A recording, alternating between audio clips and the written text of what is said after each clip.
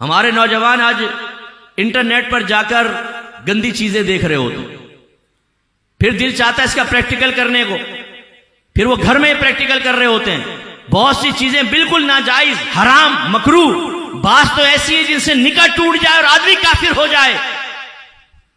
لیکن مجھے یقین ہے یہاں بیٹھے ہوئے شاید ہی کوئی شخص ایسا ہوگا کہ جس نے شادی سے پہلے باقاعدہ کسی اچھے عالم دین یا مفتی صاحب سے پوچھا ہو کہ میاں بیوی کے جسمانی تعلقات میں کون سی چیز جائز ہے، کون سی حرام ہے، مجھے بتا دیں۔ نہیں، وہ کون بتائے گا؟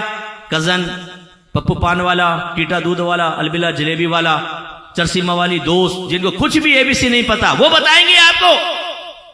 اور اس وجہ سے ہزارہ گنا ہمارے گھر میں بے برکتیاں۔ کتنے نوجوانوں نے کہا کہ مفتی صاحب مجھے تو پتہ نہیں تھا، میں نے بیوی سے حالت حیض میں جسمانی تعلق قائم کر لیا۔ یہ جسمانی تعلق قائم کرنا حرام ہے، یاد رکھیں، اولاً حرام ہے۔ اور اگر کوئی جائز سمجھ کے کرے کہ آپ اس کو بتا دیں حرام ہے، بولے بھائی میں تو کرتا رہتا ہوں، میں کرتا رہوں گا، کافر ہو جائے گا فوراً، کیونکہ نص قطعی سے ثابت ہے، نص قطعی سے حرمت ثابت ہے کہ جب تمہاری عورتیں حالت حیض میں ہو تم ان کے قریب مت آؤ، یعنی جسمانی تعلق قائم نہ کرو۔ لیکن اس کی بھی ایک لمیٹیشن ہے، کیا کر سکتے ہو کیا نہیں، سیکھا ہے ہم نے۔ روزے میں زوجہ کے ساتھ کیا کر سکتے کیا نہیں، سیکھا ہے ہم نے۔ یہ سیکھنا چاہیے تھا، یہ گھر کے سرپرست کی ذمہ داری تھی کہ جب بچہ بچی کی شادی ہونے لگے تو انہیں کہیں کہ بیٹا کہ حقوق زوجین کورس کر لو۔